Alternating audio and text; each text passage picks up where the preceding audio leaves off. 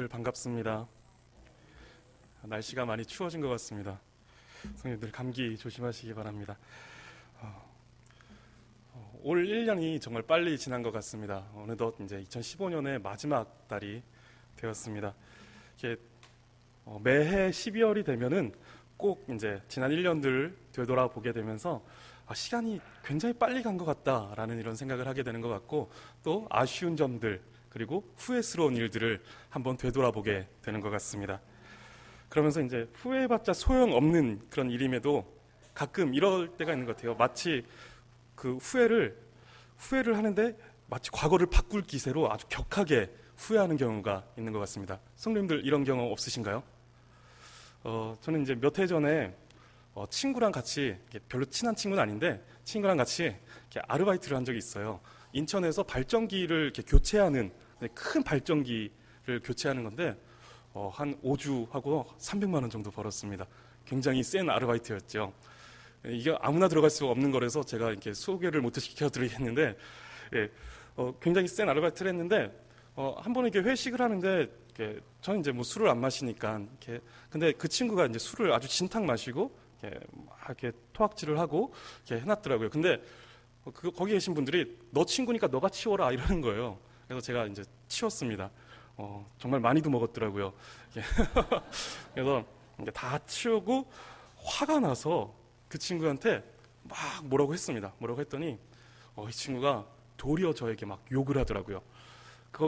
인천에서 아르바이트를 했는데 서울까지 그 친구를 이제 운전해서 데려다 주면서 한 1시간 정도 운전해 갔던 것 같아요. 1시간 정도 운전을 하면서 지난 30년 동안 먹었던 욕보다 그 1시간 동안에 먹은 욕이 훨씬 더 많은 것 같이 엄청난 욕을 먹었습니다. 그리고 이제 그 시간이 지나서 이제 잊혀질 만도 한데 잘 잊혀지지 않고 가끔 이제 그런 아까 말씀드렸던 격한 후회를, 어떤 후회였냐면 왜 내가 그때 그 욕을 하고 있는 그 주둥이를 한 대 때리지 못했을까. 그리고 이제 나도 저 녀석 못지않게 욕을 잘할 수 있는데 왜 그때 욕을 하지 않았을까 하면서 이제 혼자서 상상 속에서 때리고 상상 속에서 욕하고 뭐 이런 경험들을 하게 됐었습니다. 가끔 이런 것들을 소재로 만든 영화도 있는 것 같아요. 너무 이렇게 지나고 났을 때 지난 일들이 후회가 되니까 그것들을 과거로 돌아가서 그것들을 바꿨을 때 미래의 상황이 바뀌어지는 것, 현재의 상황이 바뀌어지는 것, 이런 것들을 꿈꾸게 되기 때문에 이런 것들을 소재로 영화를 만들기도 하는 것 같습니다. 성도님들은 어떤 1년을 보내셨나요? 지난 2015년을 어떻게 보내셨습니까? 부지런한 사람들은 연초에 계획을 짜고 그것을 이제 차근차근 그 계획을 실행에 옮기는 사람들이 있는 것 같습니다. 성도님들은 그런 성격을 가지고 계신가요? 저는 바둥바둥거리면서 1년을 지냈던 것 같습니다.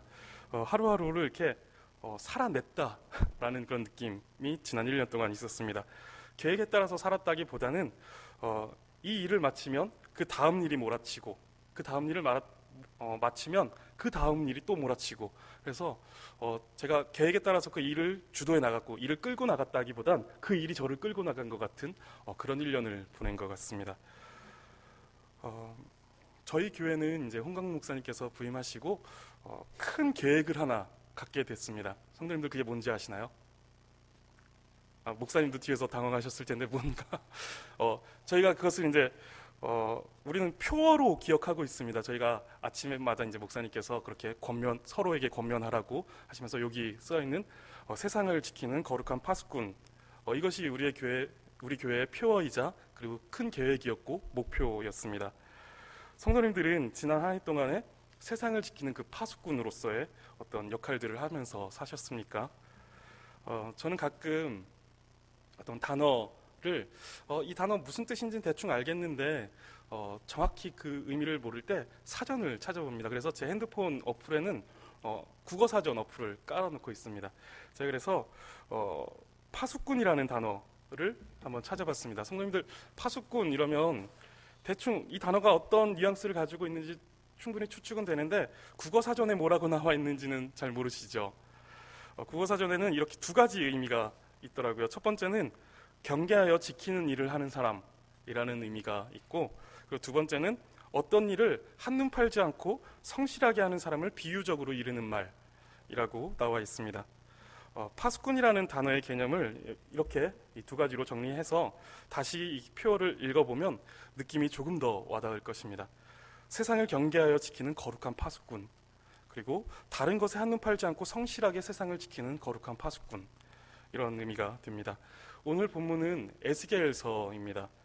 에스겔은 제사장의 아들이었습니다. 그렇기 때문에 그도 이 에스겔도 제사장이 되어야 했습니다. 그런데 에스겔이 제사장으로서의 소명을 시작할 나이, 보통 제사장이 30살에 되는데 그 30살이 되었을 때는 예루살렘에서 멀리 떨어진 곳에서 이제 포로 생활을 하고 있었기 때문에 그는 제사장의 직무를 시작하는 대신에 선지자로서 부름을 받았습니다. 하나님께서 에스겔을 선지자로 부르실 때 하나님은 유다 백성의 범죄와 어떤 패역한 그런 상태를 지적하셨고, 그러한 자들에게 하나님을 대신해서 하나님의 말씀을 전하는 어떤 파수꾼으로 세우셨다라고 말씀하고 있습니다. 에스겔서는 당시 유다 백성의 모습을 지적하고 있습니다. 특별히 에스겔은 유다 사회의 어떤 상류 계층에 속한 고관들과 함께 포로 생활을 했는데 그 고관들은 과거에도 그랬고 포로 생활을 하고 있는 중에도 선지자의 말들을 무시하고 또 우습게 여기는 그런 경향을 가지고 있던 사람들이었습니다. 그들은 빨리 포로 생활을 마치고 다시 이제 본래 생활로 돌아가기만을 고대하고 있었습니다. 그런데 그들의 생각과는 다르게 하나님께서는 포로 생활이 짧지 않을 것이다 라는 것들을 말씀하셨고, 그리고 예루살렘 성이 남아나지 않을 것이다 라는 것을 알리셨습니다.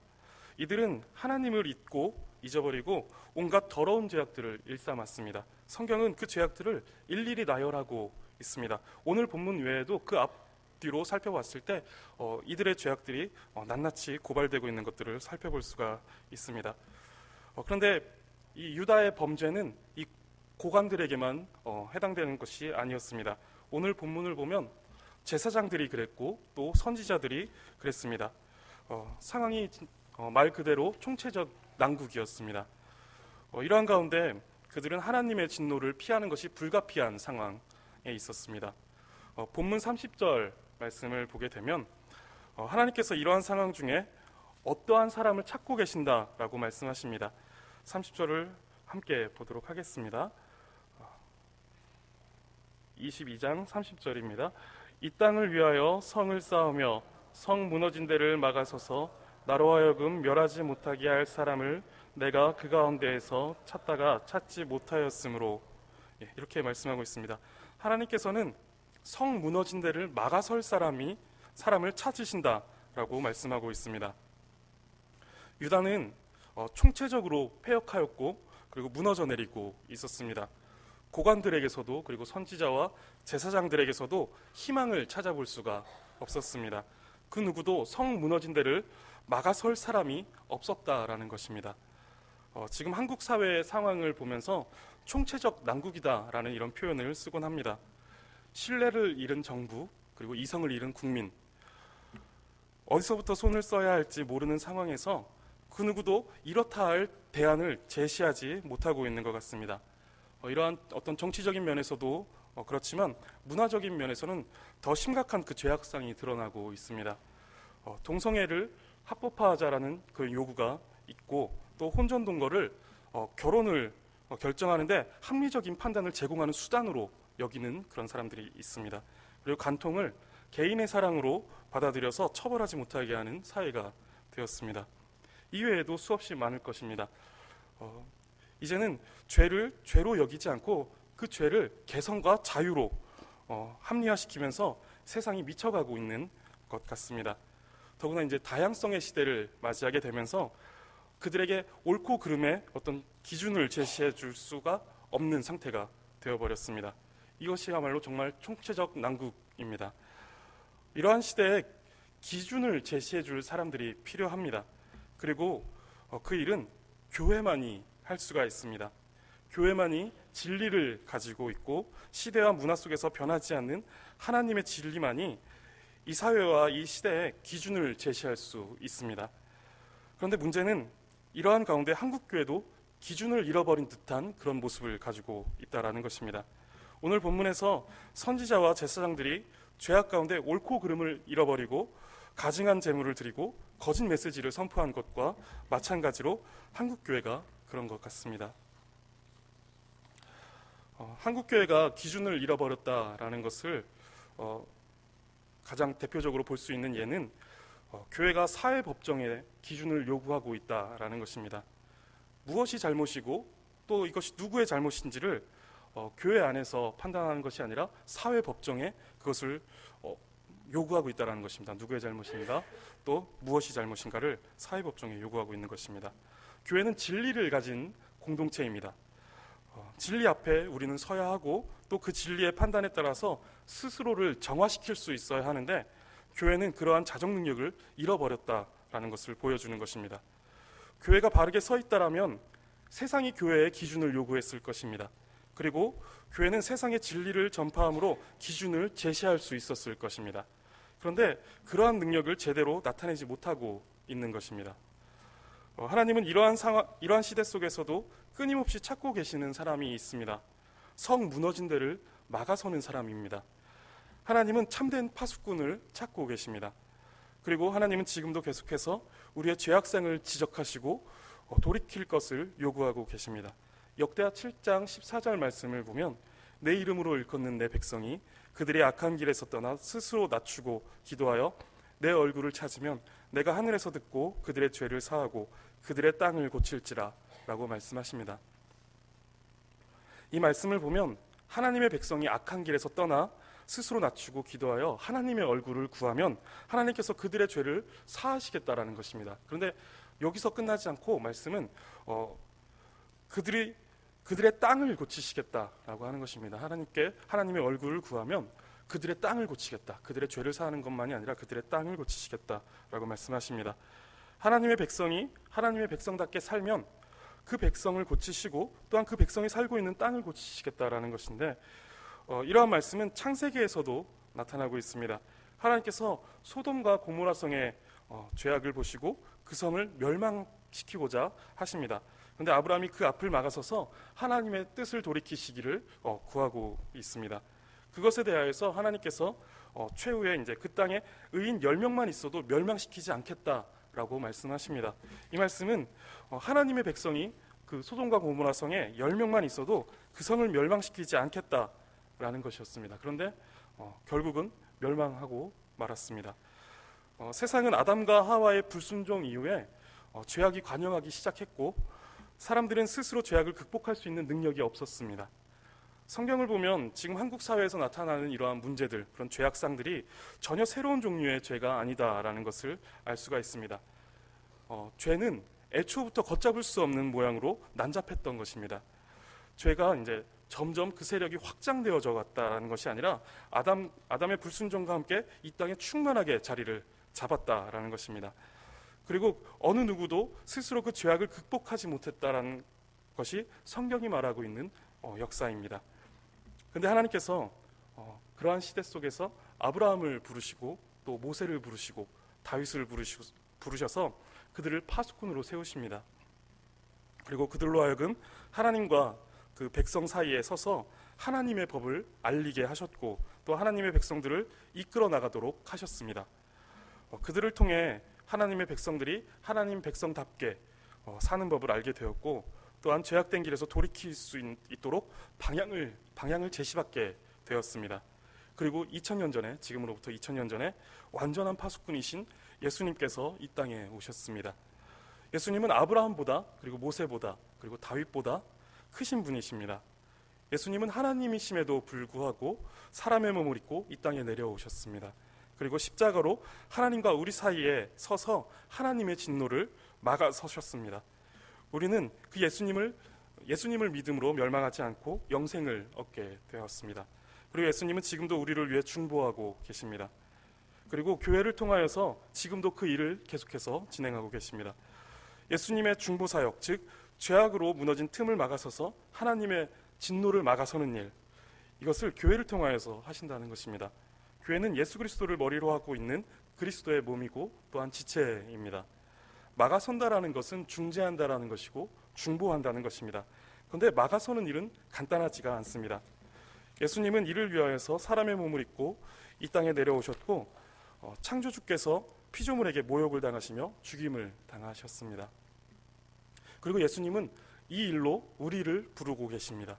교회를 세우시고 진리를 맡게 하시고 그 진리를 가지고 이 세상을 지키는 파수꾼이 되도록 하셨습니다. 죄악된 세상에 올바른 기준을 제시하도록 부르셨고 그들에게 하나님의 진노가 있음을 알리게 하시고 두려워하도록 하여서 죄에서 돌이켜 그리스도께 소망이 있음을 알려 멸망치 않도록 할 사명을 우리에게 주신 것입니다. 하나님께서 에스겔 선지자를 파수꾼으로 세우셨습니다. 그리고 에스겔에게 이렇게 말씀하십니다. 에스겔서 3장입니다. 3장 17절에서 19절 말씀인데 제가 읽어드리겠습니다. 인자야, 내가 너를 이스라엘 족속의 파수꾼으로 세웠으니 너는 내 입의 말을 듣고 나를 대신하여 그들을 깨우치라. 가령 내가 악인에게 말하기를 너는 꼭 죽으리라 할 때에 내가 깨우치지 아니하거나 말로 악인에게 일러서 그의 악한 길을 떠나 생명을 구원하게 하지 아니하면 그 악인은 그의 죄악 중에서 죽으려니와 내가 그의 피값을 내 손에서 찾을 것이고 내가 악인을 깨우치되 그가 그의 악한 마음과 악한 행위에서 돌이키지 아니하면 그는 그의 죄악 가운데 죽으려니와 너는 내 생명을 보존하리라. 교회는 하나님께서 주시는 말씀을 전하기 위해 파수꾼으로 세움을 받았습니다. 그래서 그들이 듣든지 아니 듣든지 전하는 것이 파수꾼의 사명이고 또한 교회의 사명입니다. 교회는 전하는 책임이 있는 것이지 그들을 구원할 책임이 있는 것은 아닙니다. 그러한 권한이 파수꾼에게 그리고 교회에게 있지도 않습니다. 다만 끝까지 전해야 되는 책임이 파수꾼에게 있는 것이고 그리고 교회에 있는 것입니다. 저희 교회는 지금 모든 성도가 이제 9명의 전도 대상자들을 정하고 기도하고 있습니다. 우리가 힘써 기도하고 관심을 갖고 복음을 전하고 있지만 우리의 책임은 거기까지입니다. 그들의 구원에 대한 책임이 우리가 그들의 구원에 대한 책임을 갖고 있는 것은 아닙니다. 그런데 파수꾼이 파수꾼으로서의 역할들을 성실하게 수행하지 않았을 경우에는 문제가 생깁니다. 파수꾼의 직무유기는 그냥 직무유기의 책임만이 아니라 그것으로 말미암아 깨우치지 못한 사람들의 피값을 그에게 물으신다라는 것입니다. 그러니까 전해야 되는 책임을 분명하게 또한 성실하게 해야 되는 것이죠. 하나님께서 교회에게 위임하신 파수꾼으로서의 사명은 가볍게 여길 만한 것이 아니다라는 것입니다. 예수님께서 십자가에서 희생당하시면서까지 감당하신 그 사명, 그리고 승천하시면서 우리에게 맡기신 그 사명이다라는 것입니다. 교회는 이 사명을 무겁게 여기고 때를 얻든지 못 얻든지 힘써서 감당해야 할 것입니다. 또한 파수꾼으로서의 교회는 하나님의 백성으로서 하나님의 백성답게 살 책임을 갖고 있습니다. 오늘 본문과 또 앞서 읽었던 역대하 7장 14절 말씀이 그것을 조금 더 분명하게 알려주고 있습니다. 내 이름으로 일컫는 내 백성이 악한 길에서 떠나 스스로 낮추며 기도하여 내 얼굴을 구하면 내가 그들의 죄를 사하고 그들의 땅을 고치리라고 말씀하셨고, 하나님은 그렇게 하나님의 백성이 하나님의 백성됨을 통하여서 이 땅을 고치실 것이다 라고 말씀하고 있습니다. 그러므로 하나님의 이름으로 일컫는 하나님의 백성, 즉 교회는 이 땅의 소망이 되는 것입니다. 이 사회의 죄악과 부패 속에서 무너진 데를 막아설 사람은 바로 그리스도인이다 라는 것입니다. 그리스도인이 아니고서는 그 누구도 이러한 일을 할 수가 없습니다. 교회는 잃어버린 거룩성을 회복해야 합니다. 그리고 진리를 소유한 공동체로서의 그 권위를 회복해야 합니다. 그리고 죄악으로 무너진 사회 속으로 들어가서 그곳을 막아서야 합니다. 예수님은 교회를 향하여서 너희는 세상의 빛이다 라고 말씀하셨습니다. 빛은 어두움을 몰아내기 때문에 빛이 아닙니다. 빛은 빛이기 때문에 어두움을 몰아내는 그런 기능을 갖게 되는 것입니다. 교회는 교회가 가지고 있는 능력과 역할 때문에 교회가 되는 것이 아니라 교회는 교회이기 때문에 그러한 능력과 역할을 갖게 되는 것입니다. 다시 말해서 교회가 교회되어지는 것은 교회가 교회다워지는 것은 능력과 역할을 회복하는 것이 아니라, 그것이 우선이 아니라 스스로의 어떤 정체성을 회복하는 것이 우선이라는 것입니다. 세상으로 나아가는 것이 교회의 사명이라면 반드시 그러해야만 합니다. 그런데 무엇을 들고 나가야 할지를 모른 채 돈만 들고 나가고 빵만 들고 나가서는 안 되는 것입니다. 빵을 들고 세상에 나가서 교회가 교회됨을 나타낼 수가 없습니다. 돈으로, 빵으로, 그리고 더 나은 도덕성으로 죄악으로 무너진 세상을 하나님의 진노로부터 막아설 수 없다라는 것입니다. 빛이 빛되어질 때 어둠을 몰아내는 능력을 갖게 됩니다. 빛이 빛되어질 때 돈과 빵은 이제 비로소 그 능력과 역할을 전달하는 수단이 되어줄 수 있는 것이고, 교회가 교회다워질 때 더 나은 도덕성은 하나님께 영광을 돌리는 수단이 되어줄 수 있는 것입니다. 그러므로 우리가 성 무너진 데를 막아서서 하나님의 진노를 막아설 사람, 즉 파수꾼이 되기 위해서는 우리가 먼저 하나님의 백성다워지는 것이 필요하다라는 것입니다. 하나님께서 이스라엘 백성에게 율법을 주셨습니다. 그 율법을 이스라엘 백성에게 주신 목적이 하나님의 백성이 하나님의 백성다워지도록 하기 위함이었습니다. 하나님의 백성이라면 이렇게 살아야 된다라는 것을 그 율법을 통해서 정하신 것입니다. 우리 그리스도인들은 하나님께서 정하신 방법대로 살아가야 합니다. 하나님의 말씀이 우리의 정체성이고 우리가 존재하는 방식입니다. 즉 말씀을 지키며 살아가는 것이 빛이 빛되어지는 것이고, 빛이 빛으로서의 그 기능을 나타내는 방식입니다. 그렇게 빛으로 세상 속에서, 그리고 각 성도가 각 자신의 자리에서 성실하게 살아가는 것은 세상의 기준을 제시하는 것이고, 또한 살아있고 능력 있는 진리를 나타내는 것입니다. 제가 다니는 신학교는 대부분 모든 신학교들이 그렇겠지만 전도사님과 목사님으로 이렇게 구성되어 있습니다. 대부분이 이제 목사님들과 전도사님들입니다. 다들 이제 자기들이 살고 있는 동네에서 꽤나 신앙생활 열심히 했다라는 분들이 모여온 곳입니다. 그런데 그런 사람들이 모였으면 그것은 뭔가 대단히 거룩하고 또 어떤 선한 것들이 나오는 그런 공동체가 되어야 할 텐데, 이상하게 모이면 그렇지는 않더라고요. 전사님들이 모였고 목사님들이 모여 계신데 그렇지만은 않더라고요. 3년간 생활을 하면서 서로 싸우는 것을 보기도 하고 또 미워하고 욕하는 것을 보기도 했습니다. 그리고 이제 개교일에 처음 있었던 일이라고 하시는데 제가 있을 때 주먹 다짐을 하는 일도 생겼었습니다. 부끄러운 일인데, 근데 이제 그러한 중에서도 특출난 사람들이 있었습니다. 인품이 마치 사람의 수준을 뛰어넘는 것 같은 어떤 천사와 같은 그런 성품을 가지고 계신 분들이 계시고, 또 겸손하고 성실하시고 또 신실하신 그런 전도사님들이 계셨습니다. 이제 그런 사람들과 만나서 대화를 하면 남을 욕하고 또 미워하고 싸우는 것들이 부끄러워집니다. 그런 분들과 이렇게 대화하는 것만으로 부끄러움을 느끼게 됩니다. 그리고 그런 사람들의 어떤 신실함을 보고 있으면 저절로 회개가 시작되어지는 것 같은 그런 느낌도 받습니다. 그런 분들이 저희 학교의 도덕성과 신실성을 유지했다고 해도 과언이 아닐 것입니다. 간혹 이제 그러거나 말거나 이제 제멋대로이신 분들도 있긴 하지만, 대부분은 이제 그런 사람들을 보면서 자기 자신을 정돈하곤 합니다. 그런 분들이 이제 기준이 되어 준 것이죠. 군포서부교회가 한국교회의 그런 기준이 되기를 바라겠습니다. 한국교회가 여러 가지로 부패해가고 있고, 심지어 세상 법정에서 판단을 받고 있는 이러한 시기에 한국교회가 군포서부교회를 보고 교회의 거룩성을 정돈하고 또 회복하는 그런 기준점이 되기를 바라겠습니다. 또한 성도님들께서 살아가시는 직장과 학교, 그리고 가정, 그리고 모든 삶의 현장에서 바른 기준이 되어주시기를 바라겠습니다.